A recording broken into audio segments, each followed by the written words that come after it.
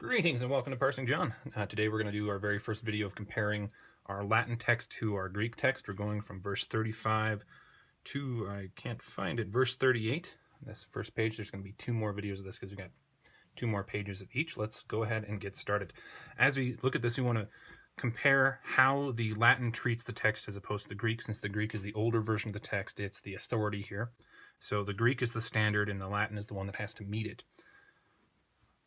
Starting with the first verse, in the Greek we've got, on the next day again, the John had stood.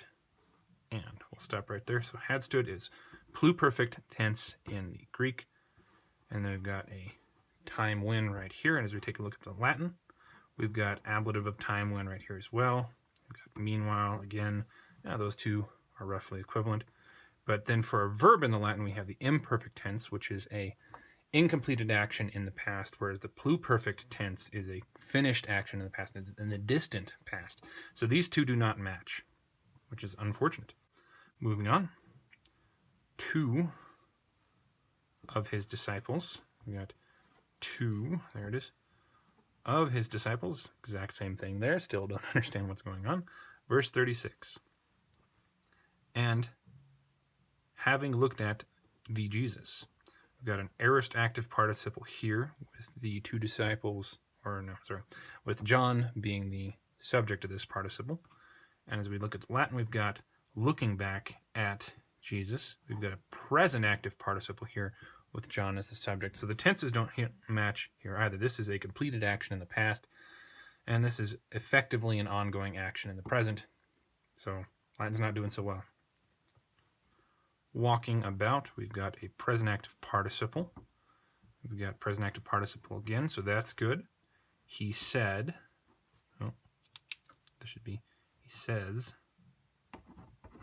error earlier.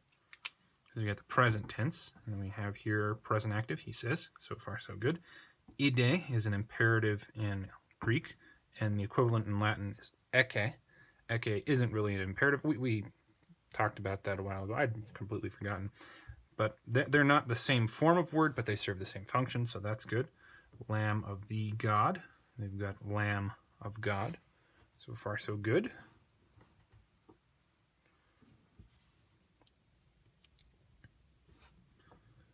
Sorry, I have to make sure it's on the screen. And third plural aorist, they heard, the two disciples, the ones heard him speaking. We've got a present active participle right there. And then in the Latin, where did it go? And they heard, perfect tense, aorist tense. Perfect and aorist, as we've talked about before, are roughly equivalent to each other in Greek and Latin, so that's good. They match. Him, the two disciples, speaking, present participle. It's a deponent in Latin. And what was it in here? Speaking, present active. So those two match, good. And they followed along with Jesus. And they followed Jesus. Sequor, and can't remember the first principal part of this one. This one means follow along after. Sequor doesn't quite have that same meaning, but it's saying follow, but it doesn't say follow with. There is, I believe, a way to say that in Latin where we would take probably cum, consequor maybe, but I'd have to look that up. I might put that in the notes. So, pretty close at least. Perfect tense, aorist tense, good. Jesus as the object.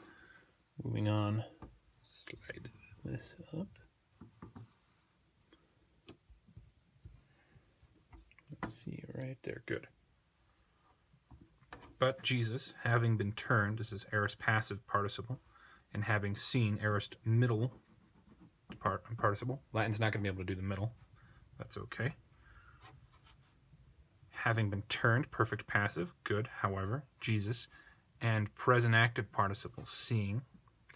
So again, we've got a present progressive, or possibly present progressive, I should say. It's not always going to be progressive in Latin, but at least present tense action right there, but aorist completed past action right here. So these two do not match. It's all participles. Gosh. Having seen those following along with him, this is present active participle, seeing those following him. This is, it's hard to read, but it is present tense here, so sequentes, and acoluthuntas. These are close enough, so that's good. Another thing that we've got going on here is we've got autem in Latin, meaning however, and that's a post-positive word. And I think it's a little bit more emphatic than the de we have here in Greek. If we wanted to have the emphatic but in Greek, then we would use alla. But no, we've got de, so probably said would have been better in Latin. Maybe not, I could be wrong there. All right, shifting again. I think that's about as far as we need to go. And barely visible. Here, I'll scooch it down when we get to Latin. He says to them, and then in the Latin we have he says to them, so that matches present tense and present tense. In the Greek we have, sorry, I just noticed something, this participle, but in the Latin we have the reflexive pronoun. It doesn't appear in the Greek, but this is fine, it's just adding greater clarity in the Latin. It's unnecessary, but no big deal. What do you all seek? This is second plural present. And then in the Latin, what do you all seek? That's present. Good. Got what and ti. Those two are equivalent words, so that's good. But those said to him, this is aorist tense in the Greek. Who said to him? Got perfect tense, so those match. We've got a relative pronoun here rather than just the article here that we have in Greek, but I don't really see a problem with that. Moving on. Rabbi, which is said, being translated, teacher. Being translated is a present passive participle, and is said is present passive for that verb. We've got rabbi, which is said, present passive, perfect passive. So here we have an interesting situation where, in this case, it's the Greek that's using the present tense participle, but it's the Latin that's using the perfect tense participle. So yet again, they don't match. It's a problem. We've got vocative singular masculine, that's good. This is second present, active, you are staying, and pu is where, ubi is where, second present. So these two match. So considering this text, we've got a lot of participles throughout that are not matching the tense, but I didn't see any other major problems other than time. So the Latin is not doing that well. It could certainly be doing significantly worse, but it's just participles. Participles, of course, can have significant impact on the meaning of the sentence.